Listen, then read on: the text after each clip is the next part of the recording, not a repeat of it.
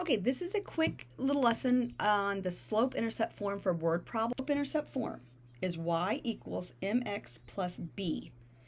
And the m is your slope, and the b, that's a b, is your y-intercept. Now, what it means for scenarios or word problems, your slope is what's happening over and over again. This is what's happening over and over again, like per day, per hour, per whatever. The y-intercept is your one-time occurrence. Your one, like you're paying it one time, or could be your starting point, okay? Or starting point. Now, so what we're doing here is we're taking the scenario and writing it in equation. So it says in order to join the dancing club, there's a $30 startup fee and a $4 monthly fee.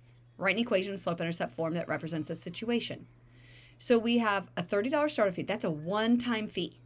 We're only paying that one time. So that's your y-intercept. Then we pay $4 every month, month in, month out. So your equation, now don't forget your y and your x. Your equation is going to be y equals 4x plus 30. This is what you're paying every month. This is your one-time fee. Don't make it like this. If you make it 34x, you're saying you're paying $34 every single month. Well, that could change my thought if I want to really be part of the club. I might not want to pay $34 a month, but maybe I'll pay $30 once, but $4 each month.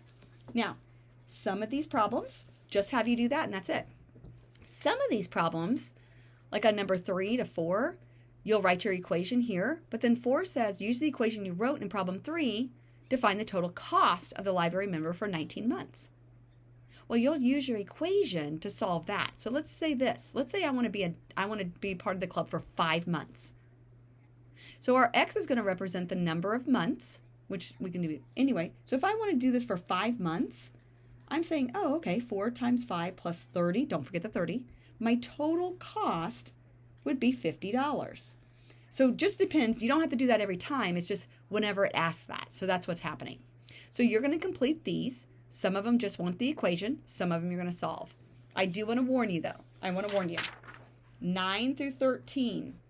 9 through 13, these are all relating to this. Like, you can't jump ahead to 11 and try to answer it because you're like, what in the world are they talking about? Well, they are relating back to information. So 9 through 13 all have to do with each other, okay?